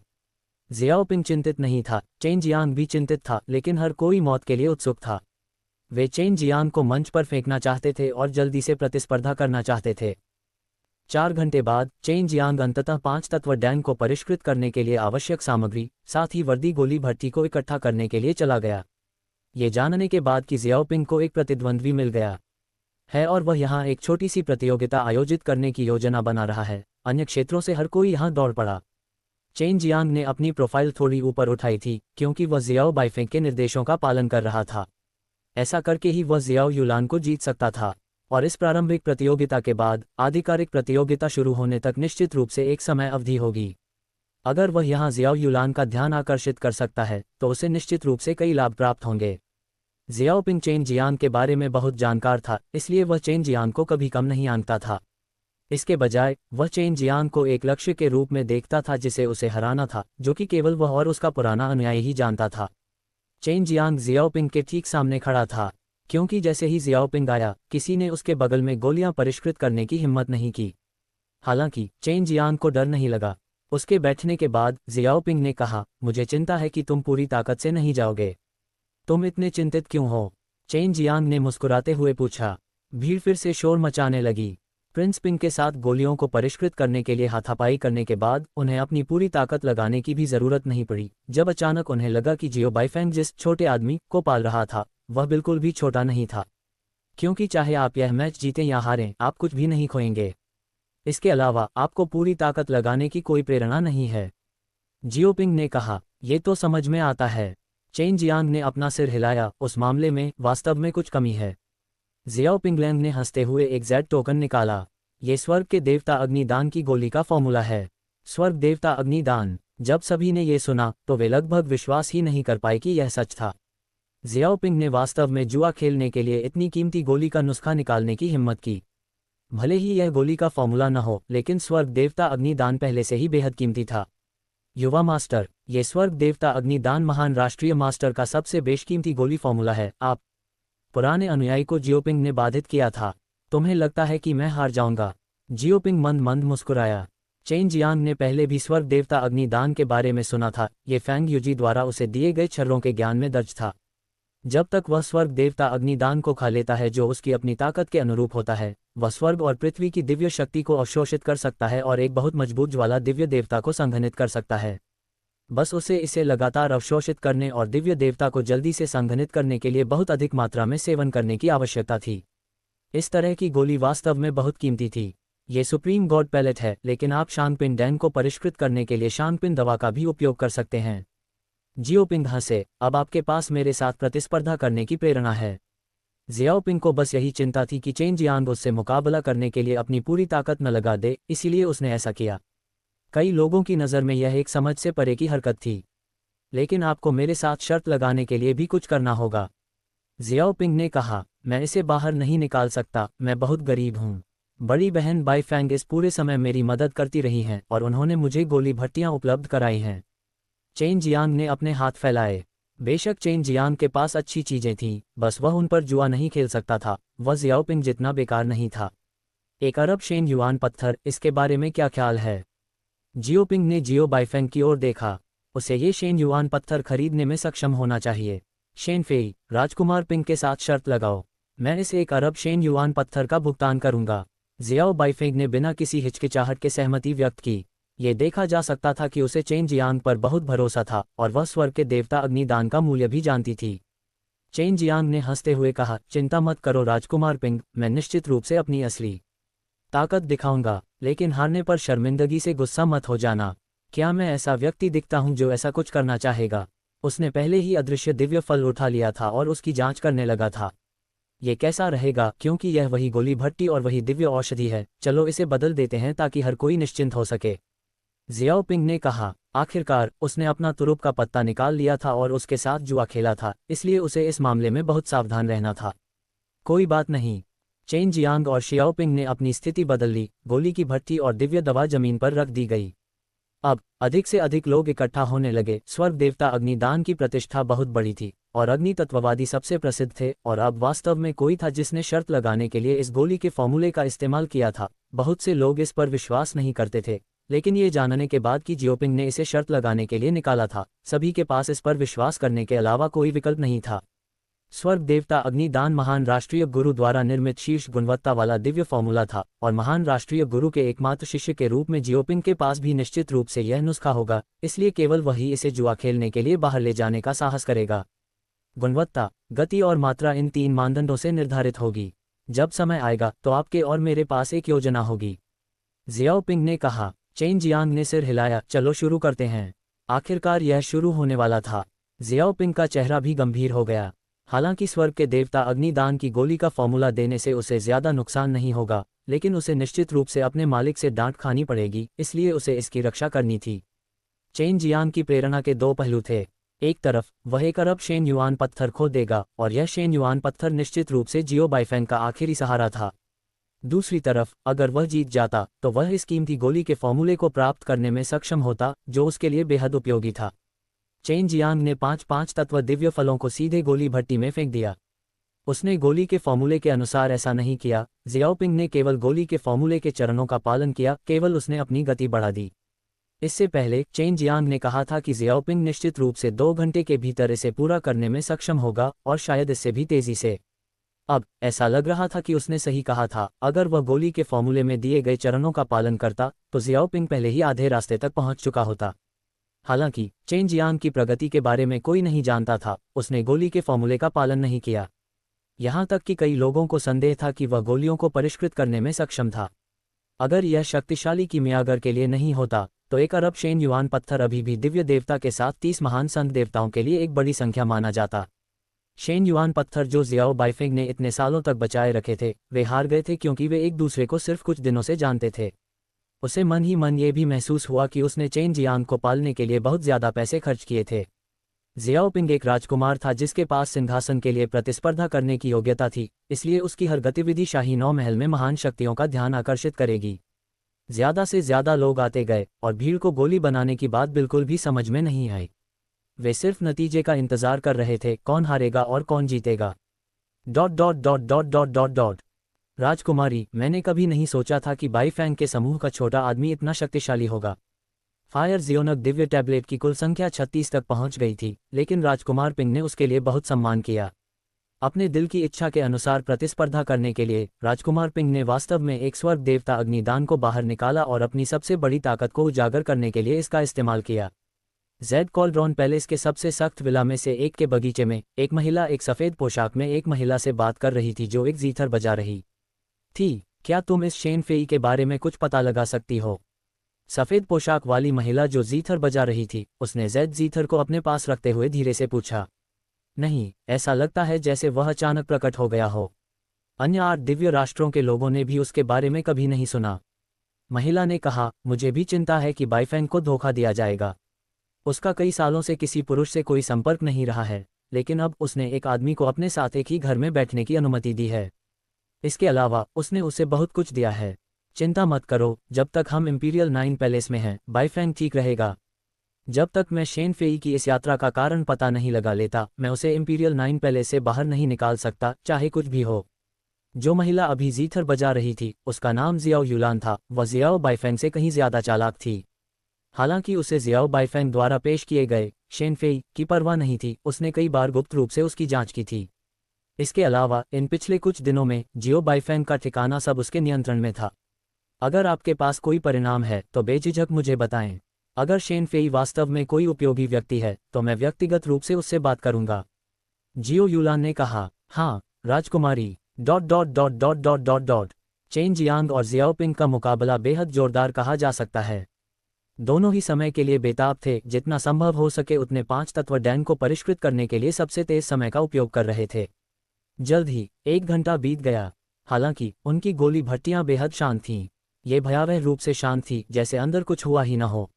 जबकि मैं अगर गोलियां परिष्कृत कर रहा था तो कमोबेश गोली भट्टी से थोड़ी गर्म हवा निकलती थी। लेकिन अभी उन दोनों के पास एक भी गोली भट्टी नहीं थी। उनके लिए ये गोली भट्टी सिर्फ एक आवरण थी। जब वे गोलियां बना रहे थे तो आग की लपटें गोली भट्टी को बिल्कुल भी नहीं छू रही थीं। इन परिस्थितियों में ये पहले से ही आश्चर्यजनक था कि वे अभी भी इतना अच्छा प्रदर्शन कर सकते थे। अब सभी को पता था कि जियाओपिंग चेन जियांग को इतना महत्व क्यों देता था। ऐसा इसलिए था क्योंकि चेन जियांग के मानक उसके जैसे ही थे। हालांकि चेन जियांग के दिव्य देवता और जियाओपिंग के बीच जमीन आसमान का अंतर था। लगभग 1 घंटे के बाद जियोपिंग ने अचानक ढक्कन खोला और चेन जियांग ने भी लगभग उसके साथ ही ढक्कन खोला। चेन जियांग की अभिव्यक्ति भी बहुत गंभीर थी। इस जियाओपिंग की कीमिया का स्तर वास्तव में मजबूत था। वह स्पष्ट रूप से महसूस कर सकता था कि वह निश्चित था कि क्या वह जीत सकता है। अगर यह अतीत में होता तो वह निश्चित रूप से बहुत आश्वस्त होता। ठीक है, हमने इसे एक ही समय में पूरा कर लिया। अब ये सब मात्रा और गुणवत्ता पर निर्भर करता है, जियाओपिंग ने कहा। चेन जियांग ने सिर हिलाया और उसी समय जियाओपिंग के साथ भट्टी से 5 तत्व डैन को पुनः प्राप्त किया। उन्होंने जो 5 तत्व दान निकाले उन्हें देखकर सभी दंग रह गए। वास्तव में वे 6 थे। इन 5 तत्व दानों में से 2 या 3 को परिष्कृत करने में सक्षम होना पहले से ही बहुत प्रभावशाली था, लेकिन अब जब वे उनमें से 6 को परिष्कृत कर सकते थे तो उनकी गोलियों की चमक से यह स्पष्ट था कि वे उच्च गुणवत्ता के थे। चेन जियांग को अब कोई भी नीची नज़र से देखने की हिम्मत नहीं करता था और अब वे उसे चिढ़ाने की हिम्मत नहीं करते थे कि वह पुरुषों को पाल रहा है। एक आदमी जो एक भट्टी में 6-5 तत्व डैन को परिष्कृत कर सकता था और आधे घंटे में 2 जियाओ बाइफेंग की देखभाल कर सकता था। क्या ये सम है? वृद्ध अनुयायी ने पूछा। नहीं, ये गुणवत्ता पर निर्भर करता है। जियाओपिंग ने एक गोल प्लेट निकाली। प्लेट के बीच में एक छोटा सा गड्ढा था जो एक दिव्य गोली के लिए पर्याप्त था। प्लेट के बीच में एक चौकोर क्रिस्टल था जिस पर कई जटिल आत्मा के दाने थे। यह एक दिव्य उपकरण है जिसका उपयोग गुणवत्ता का परीक्षण करने के लिए किया जाता है। मेरे गुरु ने इसे परिष्कृत करने के लिए स्वर्गीय दिव्य भगवान को सौंपा था। क्या आप इस दिव्य उपकरण पर भरोसा करते हैं? जियोपिंग ने कहा। चेन जियांग ने अपना सिर हिलाया। हालांकि स्वर्गीय दिव्य भगवान को पराजित किया गया था, लेकिन उनके द्वारा परिष्कृत किए गए कई दिव्य उपकरण अभी भी घूम रहे थे और वे बेहद कीमती थे। ठीक है, प्लेट पर चौकोर क्रिस्टल संख्याएं दिखाएगा। जितनी अधिक संख्या होगी उतनी ही उच्च गुणवत्ता होगी। हम 6 सर्वोच्च दान मोतियों का अलग अलग परीक्षण करेंगे और सबसे बड़ी संख्या वाला विजेता होगा। जियोपिंग की अभिव्यक्ति भी बेहद गंभीर थी। वह चेन जियांग से हारना नहीं चाहता था। ठीक है, चेन जियांग ने सिर हिलाया। मैं पहले जाऊंगा। जियाओपिंग ने 5 तत्वों का दान छोटे से गड्ढे में रख दिया। क्रिस्टल अचानक चमक उठा और एक नंबर दिखाई दिया। 90, जियोपिंग ने कहा, फिर चेन जियांग को ये स्पष्ट रूप से देखने दिया। जारी रखना, चेन जियांग ने कहा। जियोपिंग ने 5 तत्वों वाले डैन को निकाला और दूसरे पर रख दिया, जिससे पता चला कि वह भी 90 था। चेन जियांग भी बहुत आश्चर्यचकित था कि जियोपिंग इसे इतनी अच्छी तरह से नियंत्रित कर सकता है। अब तुम्हारी बारी है, जियाओपिंग ने कहा। जब चेन जियांग ने अपने द्वारा परिष्कृत किए गए 5 तत्वों डैन को पहली गोली में डाला तो इसका मूल्य 93 प्रदर्शित हुआ, जिसने सभी को आश्चर्यचकित कर दिया। गुणवत्ता वास्तव में जियाओपिंग की तुलना में बेहतर थी और अगली 4 गोलियां 90 की थीं। अब यह आखिरी गोली थी। अगर यह भी 90 होती तो जियाओपिंग हार जाता। इस समय जियाओपिंग दिव्य परीक्षण उपकरण को ध्यान से देख रहा था। उसका माथा वास्तव में पसीने से लथपथ था। 86, चेन जियांग ने भौहें से कुढ़ी। उसे विश्वास ही नहीं हुआ कि वह सचमुच हार गया है। जियाओपिंग की 6 गोलियों का कुल मूल्य 540 था और चेन जियांग की 529 थी, हालांकि उनमें थोड़ी कमी आई थी। मैं जीत गया, जियोपिंग ने हल्के से मुस्कुराते हुए कहा, लेकिन जीतना आसान नहीं है। तुम मुझे हराने से बस थोड़ी ही दूर हो। मुझे वह 1 अरब शेन युआन पत्थर भी नहीं चाहिए। किसी भी मामले में मैं जीत गया हूँ। जियोपिंग को 1 अरब शेन युआन पत्थर की परवाह नहीं थी। हालांकि चेन जियांग हार गया था, फिर भी यह एक शानदार हार थी क्योंकि जियाओपिंग वास्तव में आसानी से नहीं जीता था। इसके अलावा ये पहले से ही बहुत अच्छा था कि चेन जियांग ने 93 की गुणवत्ता वाली एक गोली को परिष्कृत किया था।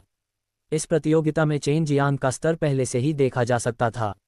यही मुख्य कारण भी था कि इससे उसकी औषधीय गोलियों की गुणवत्ता प्रभावित हुई। अगर वह जियाओपिंग की तरह तीसरे दर्जे के दिव्य राजा के पास पहुंच जाता तो ये कहना मुश्किल होता। ले लो, इसे राजकुमार पिंग को दे दो। जियो बाइफेंग ने एक स्टोरेज बैग निकाला और उसे जियोपिंग के पुराने अनुयायी को सौंप दिया। हर कोई जानता था कि यह 1 अरब शेन युआन पत्थर था, फिर भी जियो बाइफेंग ने जियोपिंग की दयालुता को स्वीकार नहीं किया। हालांकि जो लोग जियो बाइफेंग के बारे में थोड़ी सी भी समझ रखते थे, वे जानते होंगे कि भले ही वह एक महिला नौकर थी, लेकिन उसमें बहुत हिम्मत थी। नियमों के अनुसार परिष्कृत दिव्य छर्रों को नहीं छीना जा सकता था और चेन जियांग हारने के बाद वह अच्छे मूड में भी नहीं था। अगली बार चलो फिर से प्रतिस्पर्धा करते हैं। चेन जियांग ने जियाओपिंग को देखकर मुस्कुराया। मैं निश्चित रूप से तुम्हारे खिलाफ फिर से जीतूंगा। बेशक, अगर तुम अभी भी मुझे हरा सकते हो तो यह अभी भी तुम्हारा होगा। जियोपिंग ने अपने हाथ में स्वर्ग के देवता अग्निदान की गोली का फॉर्मूला लहराया। भले ही वह चेन जियांग के खिलाफ थोड़े से अंतर से जीता था, फिर भी उसने उसे पर्याप्त आत्मविश्वास दिया। चेन जियांग जियाओ बाइफेंग के पास आया और उसे शर्मिंदा चेहरे से देखने लगा।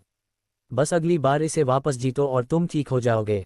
जियो बाइफेंग चेन जियांग के प्रदर्शन से बहुत संतुष्ट थी। कम से कम उसे ऐसा नहीं लगा कि 1 अरब शेन युआन पत्थर खोने से उसे दुख होगा, और जब उसने ये शब्द कहे तो उसने चेन जियांग को एक हल्की मुस्कान भी दिखाई, जो प्रोत्साहन और प्रशंसा की मुस्कान थी। चेन जियांग शियाओपिंग से हार गया, लेकिन इससे उसे यहाँ प्रसिद्धि भी मिली। आखिरकार उसका स्तर शियाओपिंग से बहुत दूर नहीं था। घर वापस लौटते हुए जियो बाइफेंग ने कहा, क्या तुमने अपनी असली ताकत नहीं दिखाई?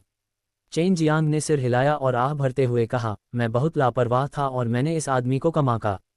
ये सब मेरी गलती है। बहुत अधिक परेशानी न हो इसके लिए मैंने अपनी सबसे शक्तिशाली तकनीक का उपयोग नहीं किया। जियाओ बाइफेंग चेन जियांग की क्षमताओं के बारे में बहुत स्पष्ट थी। ऐसा इसलिए था क्योंकि चेन जियांग ने जिस उत्परिवर्तित तियानहुओ डैन को परिष्कृत किया था वह बहुत डरावना था, उच्च गुणवत्ता डरावनी थी। उसे लगा कि अगर चेन जियांग ने 5 तत्वों के डैन को परिष्कृत किया तो यह निश्चित रूप से उस गुणवत्ता तक पहुंचने में सक्षम होगा जो इसे प्राप्त होनी चाहिए थी, लेकिन वह उत्सुक थी कि चेन जियांग ने इसे परिष्कृत क्यों नहीं किया। वह नहीं जानती थी कि चेन जियांग स्वर्गीय कीमिया का उपयोग कर रहा था, इसलिए जब वह दिव्य राष्ट्रों में आया तो वह निश्चित रूप से इसका पर्दाफाश नहीं कर सकता था। और अगर वह एक दिव्य गोली को परिष्कृत करना चाहता था जिसमें एक आत्मा प्रकाश था, तो बस उस टूटी हुई गोली की भट्टी में निश्चित रूप से विस्फोट हो जाएगा। युए र ने कहा, बड़ी बहन बाइफेंग, आपके पास अभी भी कितने शेन युआन पत्थर हैं? ज़्यादा नहीं, केवल 20 मिलियन। लेकिन अल्केमिस्ट के लिए यह उनके दांतों के बीच के अंतराल को भरने के लिए भी पर्याप्त नहीं है। जियो बाइफेंग ने आह भरी, मुझे आश्चर्य है कि क्या राजकुमारी आज राजकुमार पिंग के साथ मैच के कारण आपको महत्व देगी। यदि वह अभी भी नहीं करती है, तो मैं आपको समर्थन देने के लिए शेन युआन पत्थर कमाने के अन्य तरीकों के बारे में सोच सकता हूँ। युएर ने हंसते हुए कहा, बड़ी बहन बाइफेंग, आप वास्तव में एक छोटे आदमी का पालन पोषण नहीं कर रही हैं, आप बस एक छोटे बदमाश का पालन पोषण कर रही हैं। युएर, तुम्हें यह अजीब बीमारी कैसे हुई? चेन जियांग ने उसकी खुजली मिटाने के लिए अपना हाथ बढ़ाया, ये सोचकर कि यह लॉन्ग जुएई की गलती होगी। बकवास बंद करो, कोई आ रहा है और वह भी बहुत सुंदर है, युए ने चिल्लाते हुए कहा। चेन जियांग के शब्दों पर लगातार हंसी। जियाओ बाइफेंग को पता था कि कोई आया है और उसने जल्दी से दरवाज़ा खोला। ये लाल रंग की एक महिला थी जिसके जैद जैसे चेहरे पर एक आकर्षक मुस्कान थी। वह लंबी थी, जियाओ बाइफेंग से 2 सिर लंबी। ये तुम हो? क्या राजकुमारी ने तुम्हें आने के लिए कहा था? जियो बाइफेंग ने कहा। उसने महिला को कोई चेहरा नहीं दिखाया।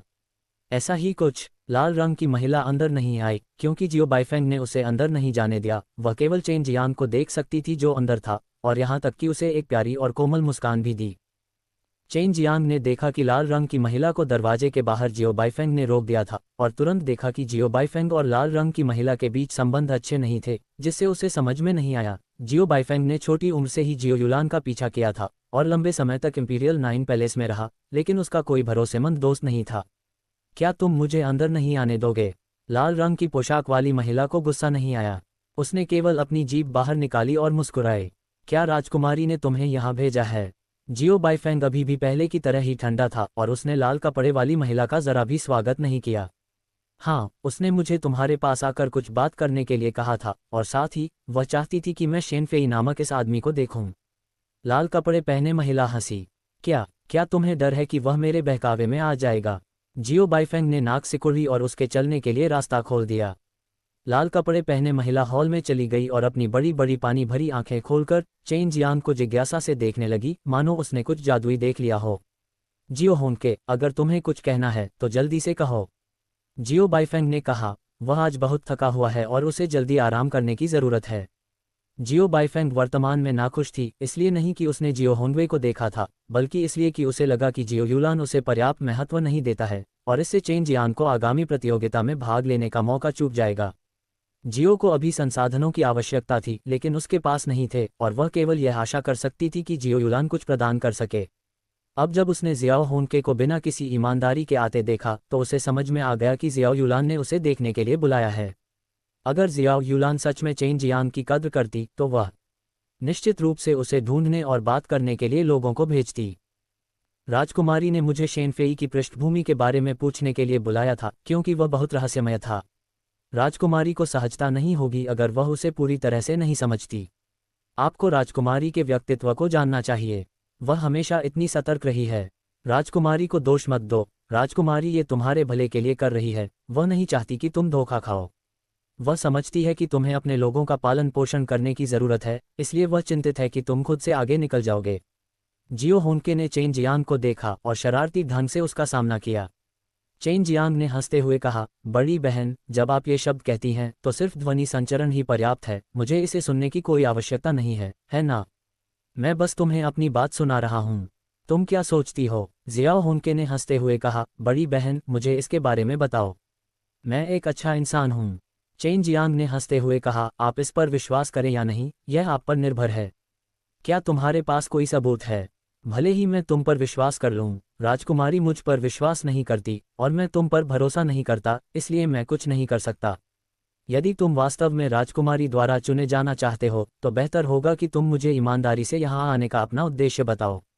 यह मत सोचो कि राजकुमारी तुम्हारे यहाँ आने के उद्देश्यों को नहीं समझ सकती। जियो होंके चेन जियांग के पास आया और एक आकर्षक मुस्कान के साथ बोला। जियो बाइफेंग थोड़ा गुस्से में था। होंके, जल्दी से चले जाओ। वापस जाओ और राजकुमारी से कहो कि मैं इस तरह के मामले को खुद ही संभाल सकता हूँ, उसे इसके बारे में चिंता करने की कोई ज़रूरत नहीं है। पिछले कुछ दिनों में उसने चेन जियांग के साथ जो समय बिताया था, उससे उसे लगा कि वह चेन जियांग को बहुत अच्छी तरह समझती है। उसे अपने अंतर्ज्ञान पर भरोसा था कि चेन जियांग उसे बिल्कुल भी नुकसान नहीं पहुंचाएगा। इसके अलावा ये तथ्य कि वह चेन जियांग के साथ थी उसे एक ऐसी खुशी दे रही थी जो उसने पहले कभी महसूस नहीं की थी। किसी कारण से जब वह चेन जियांग के साथ थी तो उसे बहुत सुकून महसूस होता था और उसे चेन जियांग के खिलाफ सावधान रहने की ज़रूरत नहीं थी। बड़ी बहन बाई फैंग, मुझे पता है कि इन सभी वर्षों में आपको कोई सफलता नहीं मिली है और मैं थोड़ा चिंतित हूँ। लेकिन आप इस वजह से अपना सिर नहीं खो सकती हैं, हम सभी आपको समझ सकते हैं। जियो होंके ने भौहें से कुढ़ी और चेन जियांग को देखने के लिए मुड़ा। चेन जियांग ने अपनी नाक रगड़ते हुए कहा, क्या आप ये कह रहे हैं कि ज़ेड कॉल्ड्रॉन दिव्य राजा को मुझ पर शक है? वह चिंतित थी कि इंपीरियल 9 पैलेस में प्रवेश करने का मेरा मकसद शुद्ध नहीं था। बिल्कुल, तो बेहतर होगा कि आप सहयोग करें और बताएं कि आप यहाँ किस लिए हैं। यदि आप वास्तव में ज़ेड कॉल्ड्रॉन पैलेस में शामिल होना चाहते हैं तो हम आपकी सबसे अधिक मदद करेंगे और पिलदाओ में आपकी प्रगति को सुचारू रूप से होने देंगे। अब आपको स्पष्ट हो जाना चाहिए कि आपकी अपनी ताकत पर्याप्त नहीं है। जियो होंके ने अपनी मीठी मुस्कान बनाए रखी और बहुत सीधे शब्दों में कहा, मैं यहाँ केवल ज़ेड कॉल्ड्रॉन दिव्य राजा को देखने, उसका अधीनस्थ बनने के लिए आया था। मैंने जो कहा वह सच था और यह आप पर निर्भर है कि आप इस पर विश्वास करना चाहते हैं या नहीं। एल्डर सिस्टर बाई फैंग से मिलने से पहले मैं जोंगपिन डैन को परिष्कृत नहीं कर सकता था और यह केवल इसलिए था क्योंकि उसने मुझे दिव्य औषधि दी थी जिससे मैंने इसे सीखा। इसलिए अब मेरा दूसरा लक्ष्य है जो कि जितनी जल्दी हो सके बढ़ना है और एल्डर सिस्टर बाई फैंग को और भी मजबूत बनने में मदद करना है। चेन जियांग ने आह भरी, यदि आप अभी भी विश्वास नहीं करते हैं तो मेरे पास कोई विकल्प नहीं है। मैं केवल अपना पहला लक्ष्य छोड़ सकता हूं और अपना दूसरा लक्ष्य प्राप्त करना पर्याप्त होगा। क्या अब आप राजकुमारी को नहीं देखना चाहते? जियो होंके ने पूछा। वह अपनी राजकुमारी के आकर्षण के बारे में बहुत स्पष्ट थी। बहुत सारे विशेषज्ञ थे जो प्रशंसा के कारण यहाँ आए थे। उनमें से कुछ ने जियो युलान को पहले कभी नहीं देखा था, लेकिन उन्होंने उसके लिए कड़ी मेहनत की। अगर वह मुझे नहीं देखती तो कोई बात नहीं, मैं तो बस एक तुच्छ व्यक्ति हूँ। वह मुझे अपनी नज़रों में नहीं रखती और वह मुझे नीची नज़र से देखती है। उसका मुझे न देखना सामान्य बात है, इसलिए मुझे लगता है कि इस बारे में भूल जाना ही बेहतर है। मेरे लिए बड़ी बहन बाई फैंग को देखने की तुलना में उसे मजबूत बनाने में मदद करना ज़्यादा आसान है। चेन जियांग भी अपने दिल में नाराज़ था। यहाँ आने का उसका लक्ष्य अपनी पत्नी को बचाना था। ज़ेड कॉल्ड्रॉन दिव्य राजा इतना अत्याचारी था कि उसने जू जियानिक्सियन और अन्य लोगों का अपहरण कर लिया। अगर उसके पास ताकत होती तो वह पहले ही इंपीरियल 9 पैलेस को मार देता। अब ऐसा लगता है कि तुम अपनी नज़र में मेरी राजकुमारी के लायक नहीं हो, है ना? क्या तुम्हें डर नहीं है कि हम तुम्हें बाहर निकाल देंगे? जियो होंके ने ठंडे स्वर में कहा। उसका रवैया बहुत बुरा हो गया क्योंकि वह सुन सकती थी कि चेन जियांग गुस्से में था और इसके अलावा उसकी आवाज़ के लहजे ने जियो युलान को उसकी आंखों में भी नहीं डाला। तुम मुझे भगाना चाहते हो? कृपया आगे बढ़ो, चूंकि मैं अपना दूसरा लक्ष्य पूरा करने जा रहा हूं। मुझे यहाँ रहने की जरूरत नहीं है। चेन जियांग ने उसे कोई चेहरा नहीं दिया और पहले से ही खड़ा था। होंके, अगर तुम अब भी मुझे अपनी बड़ी बहन की तरह मानते हो तो जल्दी करो और चले जाओ। यह मेरा काम है। अगर राजकुमारी उसे भगाने जा रही है तो मैं उसके साथ जाऊंगा। जियो बाईफेंग की आवाज़ में गुस्से का भाव था। जियो होंके ने चेन जियांग को गुस्से से देखा और फिर कोमल और स्नेही निगाहों से जियो बाईफेंग को देखा और एक हल्की सी आह भरी, ठीक है, मैं अब चलता हूँ। जियाओ होंके के चले जाने के बाद चेन जियांग ने कहा, यह महिला बड़ी चीज़ें करने वाली नहीं है। पहले मुझे लगता था कि ज़ेड कॉल्ड्रॉन दिव्य राजा बहुत शक्तिशाली था, लेकिन अब ऐसा लगता है आपको राजकुमारी के बारे में बात करने की अनुमति नहीं है। जियो बाईफेंग ने कहा, राजकुमारी को आपकी पृष्ठभूमि की इतनी परवाह नहीं है, उसके अपने विचार होंगे। चेन जियांग ने ठंडी हंसी में कहा, अगर उसे अभी वाकई प्रतिभा की जरूरत है तो उसे इतना घमंडी रवैया नहीं अपनाना चाहिए। आप मेरी पृष्ठभूमि के बारे में इतने चिंतित हैं, जांच करने के लिए सब कुछ इस्तेमाल किया और यहाँ तक कि हॉन के जूनियर को आपके खिलाफ जाने के लिए भेजा, लेकिन वह आने को तैयार नहीं है। आप पहले से ही मेरे बारे में इतने चिंतित हैं, अगर आप मुझसे मिले तो आप मर सकते हैं। तुम जियाओ बाईफेंग को भी नहीं पता था कि चेन जियांग का खंडन करने के लिए क्या कहना चाहिए। जियाओ युलान को चेन जियांग से वाकई बहुत चिढ़ थी, लेकिन वह अकेले नहीं आना चाहता था। ये बिल्कुल वैसा ही था जैसा चेन जियांग ने कहा था।